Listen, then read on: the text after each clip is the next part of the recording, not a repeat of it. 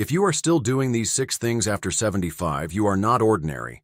And I do not mean that in a flattering, throwaway way. I mean it in the most literal sense possible. Because by this age, many people have quietly started shrinking their lives. Their world gets smaller, their routines get narrower, their confidence gets thinner. And often it does not happen all at once. It happens gradually. A little less walking, a little less curiosity, a little less effort, a little less belief that change is still worth it. But then there is another kind of person. The kind who still gets up with intention, the kind who still protects their mind, the kind who still fights for their energy, their independence, and their dignity in ways most people never even notice. Welcome to Health Insight Daily. Our content is inspired by the work of Dr. Michael Mosley, a medical doctor and science communicator with over 9 years of dedicated research and experience in metabolic health and intermittent fasting. He helped millions improve their health through simple, science-backed lifestyle changes. And today, I want to show you something important. Because the people who remain sharp, steady, capable, and deeply alive after 75 usually are not relying on luck alone. They are not necessarily the richest. They are not always the fittest looking. They are not the people with perfect genetics or perfect lives. More often, they are people who kept doing a few ordinary things so consistently that, over time, those ordinary things became extraordinary. And here is what makes this so powerful. None of the 6 habits we are about to talk about require perfection. You do not need to become a different person overnight. You do not need to train like an athlete, eat like a monk, or live like a wellness influencer. But if you still do these things after 75, truly do them, then you are part of a rare group of people who are giving themselves something precious, a better chance at staying independent for longer. And please stay with me until the end, because the number 1 habit is the one most people underestimate. It does not look dramatic. It does not sell supplements. It does not make headlines the way miracle diets do. But it may be one of the clearest signs that a person is still actively protecting their future self. Before we begin, I would love to hear from you. Drop your age in the comments and tell me which of these habits you still do. Not the one you wish you did, the one you truly do. This community is filled with thoughtful people, and your experience may encourage someone else more than you realize. Now let us count down from number 6 to number 1. Number 6. You still make hydration a daily priority. That may sound too simple to deserve a place on this list. Water? Really? But that is exactly why it matters. The habits that protect health in later life are often not flashy. They are foundational. And hydration is one of them. As we age, the body becomes less efficient at holding on to fluids. Many older adults also become less aware of thirst. That means by the time you feel thirsty, you may already be behind. And that matters more than most people think, because hydration supports everything from body temperature and circulation to digestion, energy, and mental clarity. Think about how many people after 75 complain that they feel off, without being able to explain why. A little lightheaded, a little foggy, a little weaker than usual. Sometimes it gets blamed on age itself, when the truth may be much simpler. The body is running low on what it needs most.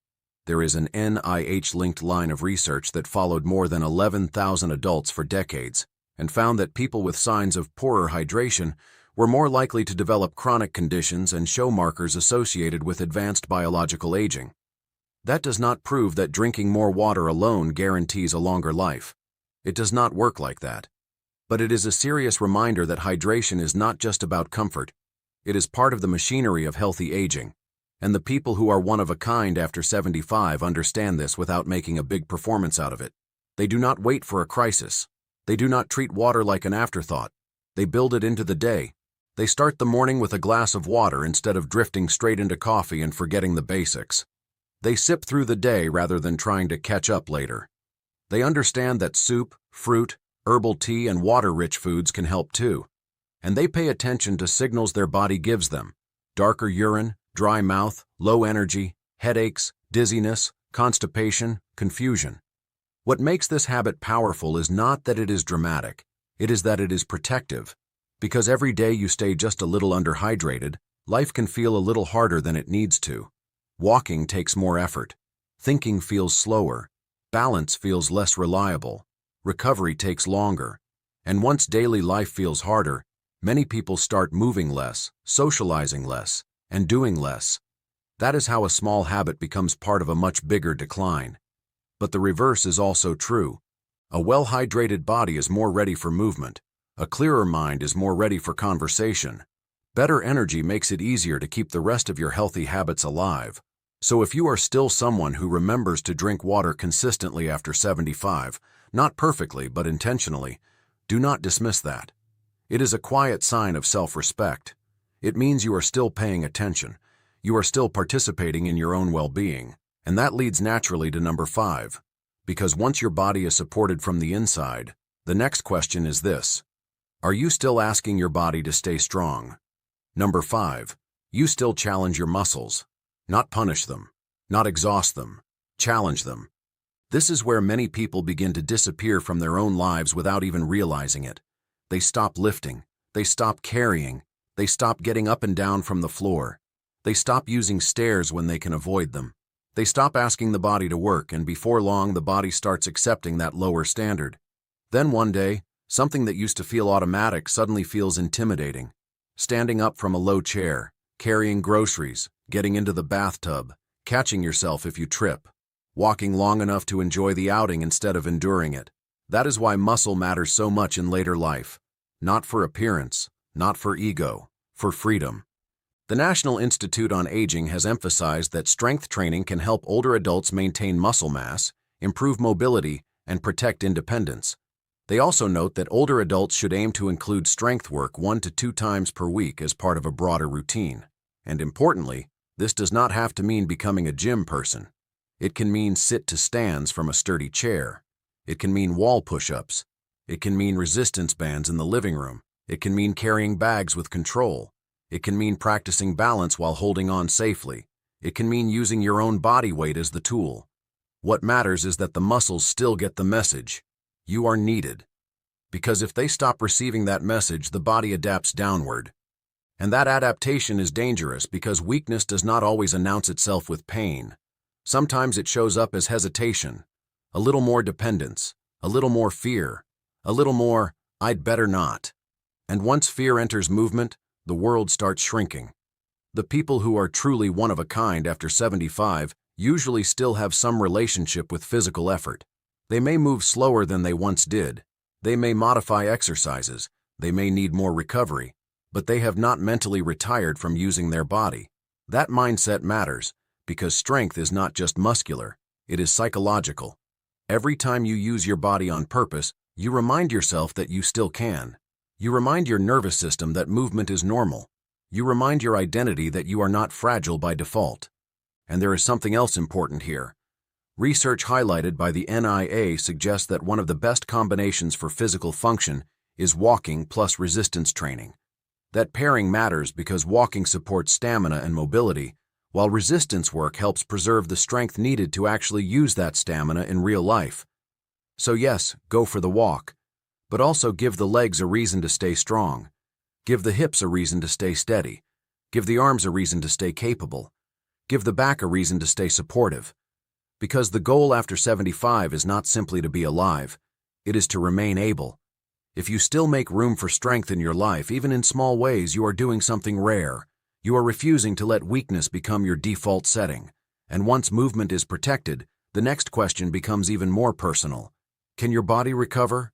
That brings us to number 4. Number 4, you still protect your sleep. There are people who treat sleep as dead time, something passive, something optional, something to sacrifice. But after 75, poor sleep can steal from nearly every part of life. It steals patience. It steals emotional resilience. It steals concentration. It steals motivation. It steals balance. It even steals the desire to do the very things that would help you feel better. The National Institute on Aging says older adults still generally need 7 to 9 hours of sleep, even though sleep often changes with age. Older adults may go to bed earlier, wake earlier, sleep more lightly, and wake more often during the night. That means the challenge is not simply sleep more. The challenge is to build conditions that give sleep a fighting chance. And the people who stay remarkably steady after 75 often understand that. They do not leave sleep to chaos if they can help it. They try to go to bed around the same time, they get up around the same time, they create a wind-down ritual. They keep the bedroom comfortable. They avoid turning the bed into a place for stress, scrolling and overthinking. They know that late caffeine can linger. They know that alcohol can make sleep worse, not better. They know that large, late meals and too much liquid close to bedtime can create a miserable night. They know that screens in the bedroom do not just entertain the mind, they keep it activated when it needs to soften. And maybe most importantly, they respect the truth that a bad night can become a bad day, and repeated bad days can quietly shape a bad season of life. Imagine waking up after fractured sleep. You are more irritable, less steady, less interested in exercise, less likely to cook something nourishing, less likely to meet a friend, less likely to have the mental energy to stay curious. That is how sleep influences almost every other habit on this list. But when sleep improves even slightly, life opens up again. You think more clearly. You tolerate stress better. You move with more confidence. You crave less chaos. You have more patience for yourself and everyone around you. If this video is giving you real value so far, take a second and subscribe to the channel. And if you know someone over 75 or someone who loves and worries about a parent or grandparent, send this video to them. Sometimes one useful reminder at the right moment can change far more than we expect. Now here is what makes sleep especially emotional in later life.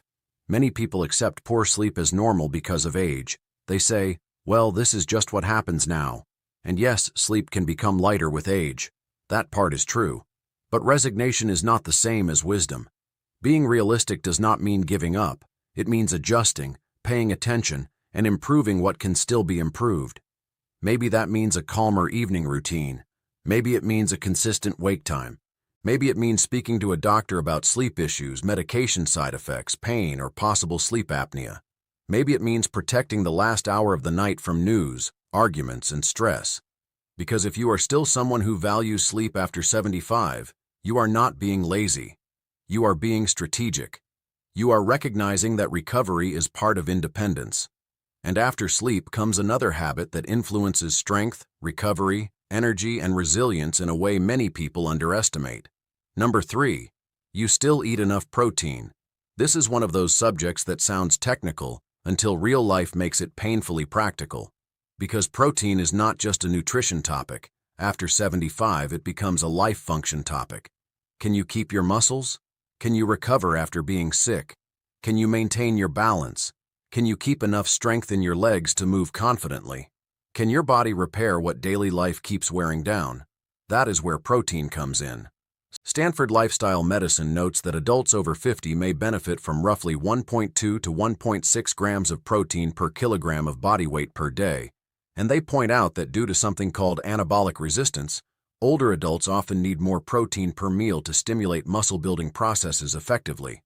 In practical terms, that often means aiming for around 30 to 35 grams of protein at meals. Now, do not let the terminology scare you. Anabolic resistance simply means the muscles do not respond as strongly as they once did. The body can still build and maintain tissue. It just may need a louder signal. That louder signal is often a combination of two things: enough protein and a reason for the body to use it, which means movement, especially resistance training. This is why so many older adults accidentally drift into weakness. Not because they are doing one terrible thing, but because they are doing several small things that add up. They eat toast for breakfast, soup with very little protein for lunch, a small dinner because their appetite is lower. They move less, they lose muscle slowly, then they feel weaker, then they move even less. And the cycle continues. The body does not negotiate with low intake forever. Eventually it starts making choices. And when protein is too low, one of the things it becomes less able to protect is muscle. That matters deeply after 75, because strength is what turns nutrition into real-world function. Can you get off the toilet without struggle? Can you steady yourself if you stumble? Can you carry your laundry? Can you open jars? Can you travel without feeling like every step drains you? These are not vanity questions. These are dignity questions. The people who are still doing well after 75 often understand that eating is not just about appetite, it is also about maintenance. They include eggs, yogurt, beans, fish, chicken, cottage cheese, lentils, tofu, or other protein-rich foods regularly. They do not leave all their protein for one late dinner. They spread it out more deliberately, and when they do some strength work, they know it helps to actually nourish the body afterward. Stanford also notes that protein works best alongside resistance training. That is critical. Protein alone is not magic. The body needs a reason to preserve and build. That is why the combination matters more than either habit alone. And one important note: if someone has kidney disease or another medical condition that affects diet, they should absolutely speak with their healthcare provider before making big changes to protein intake. Smart health choices are still individual choices, but the big picture remains powerful. If you still eat enough protein after 75, especially in a world where many older adults undereat without realizing it, you are doing something uncommon. You are not just feeding hunger, you are feeding structure, stability, recovery, capacity. And now we move to number 2, which may be the most emotional habit on this entire list, because it is not just about the body, it is about what keeps a person feeling fully alive. Number 2, you still stay meaningfully connected to other people, not just surrounded, connected. This is one of the most overlooked signs that someone is aging well, because loneliness in later life can hide in plain sight. A person can have family, a person can live in a neighborhood, a person can even speak to people every day, and still feel profoundly alone. The National Institute on Aging has linked social isolation and loneliness with higher risks for heart disease, high blood pressure, depression, anxiety, weakened immune function, cognitive decline, Alzheimer's disease, and even death. That is not sentimental language. That is a serious health warning. And yet, so many people treat connection like a luxury instead of a biological need. But if you talk to people who stay vibrant late into life, really vibrant, you often notice something. They still belong somewhere. They still have conversations that require attention. They still laugh with real people. They still make plans. They still check on someone and get checked on in return. They still have moments when they are needed. They still have places where their presence matters. That does something to the human spirit, and it also does something to the human brain, because meaningful connection asks the mind to engage, to listen, to respond, to remember, to interpret facial expressions, tone, timing, and emotion. It keeps the inner world active instead of sealed shut.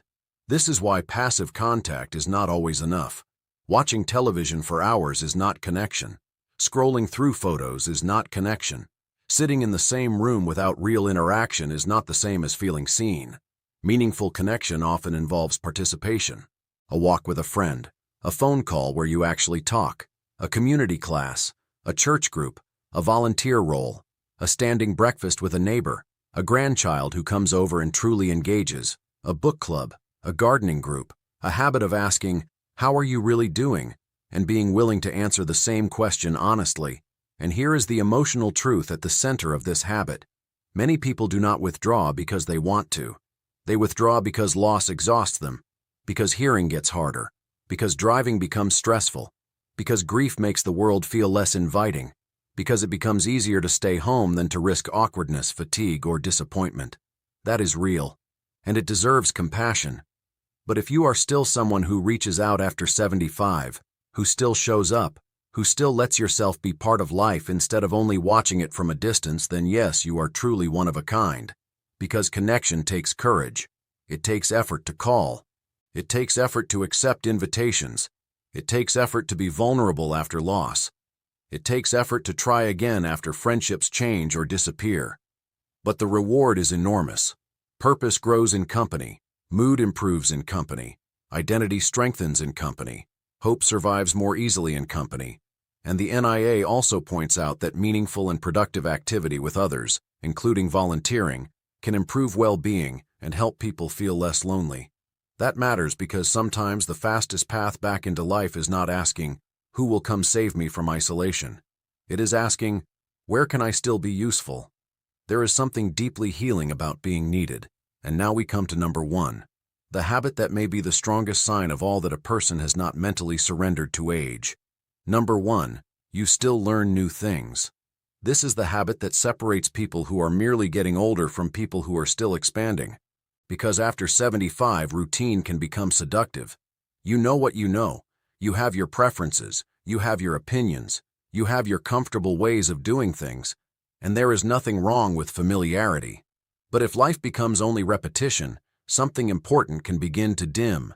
Curiosity, challenge, adaptability, mental flexibility, the feeling that tomorrow might still teach you something. The National Institute on Aging notes that cognitive training and meaningful mentally engaging activities may help support cognitive health.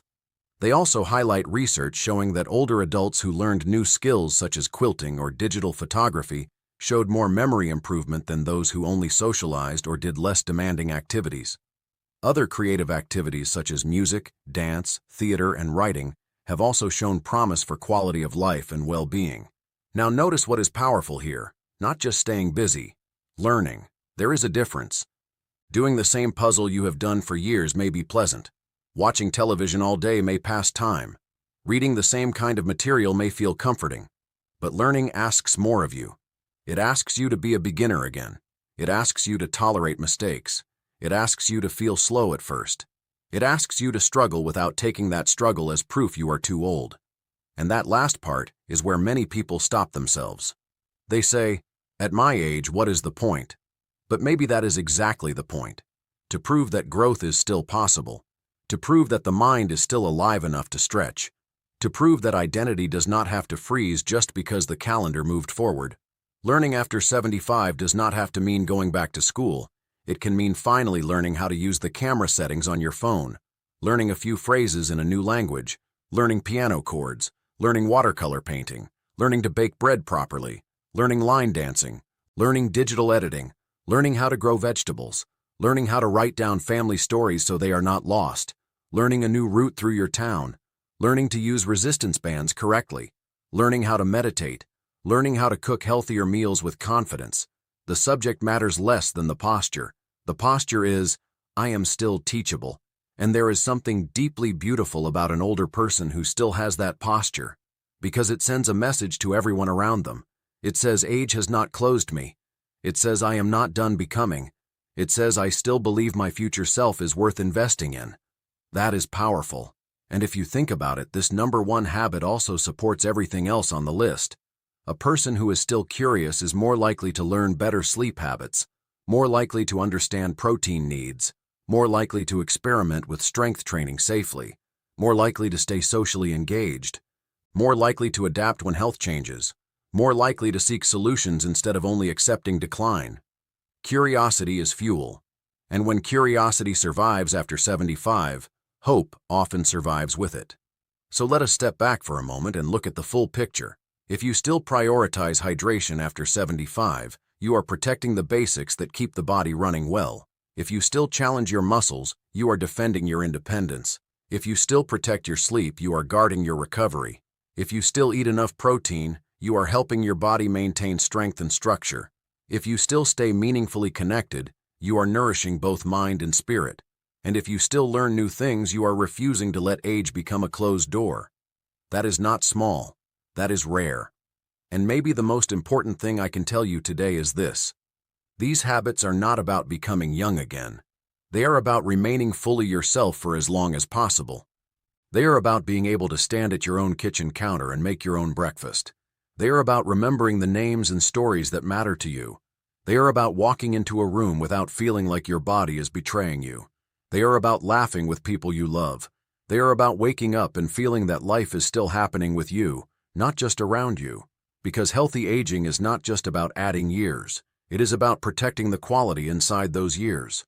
And if you are listening to this today and realizing that you have let some of these habits slide, please do not hear this as criticism. Hear it as an invitation. You do not need to fix everything this week. You do not need to become perfect. You do not need to do all 6 by tomorrow morning. Start with 1. Drink the water. Take the walk.